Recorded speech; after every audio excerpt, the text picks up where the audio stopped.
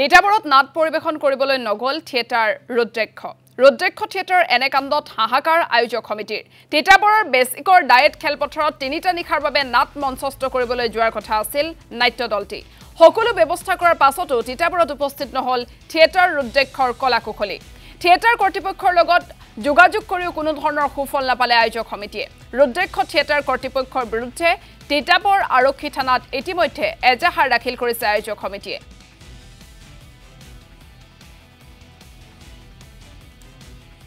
আমি বিশ্বজ্যোতি কলা কৃষ্টি বিকাশ কেন্দ্ৰ তিতাবৰৰ সাহায্যাৰ্থে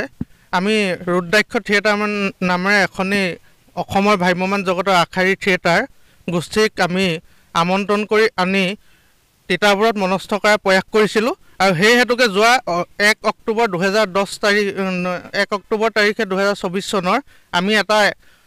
থিয়েটাৰ প্ৰতিনিধি দেৱাশিষ শইকীয়াৰ লগত এগ্ৰিমেণ্ট কৰিছিলোঁ আৰু এগ্ৰিমেণ্ট মতে তেওঁলোকে আমাক জানুৱাৰী 20, 21, 22 অন্তত আজিৰ পৰা থিয়েটাৰখন আমাৰ ইয়াত তেওঁলোকে প্ৰদৰ্শন কৰাৰ কথা আছিল কিন্তু পৰিতাপৰ বিষয় যে তেওঁলোকৰ নিজৰ ব্যক্তিগত কিবা মালিক পক্ষৰ মাজত ঠোটা মোজা বা বিত্তীয় কেলেংকাৰী এনেকুৱা ধৰণৰ কিবা কথা আমি শুনিবলৈ পাইছোঁ সেই হেতুকে তেওঁলোকে আমাৰ ইয়াত থিয়েটাৰখন আজিৰ দিনলৈকে থিয়েটাৰখন প্ৰদৰ্শন কৰিম বুলি কিন্তু প্ৰদৰ্শন নকৰিলে যাৰ পৰিপ্ৰেক্ষিতত আমি বিশ্বজ্যোতি কলাসমূহ বিষয়ববীয়াৰ লগতে আৰু স্থানীয় ৰাইজক আমাৰ তিতাবৰত প্ৰতাৰণা কৰিছে।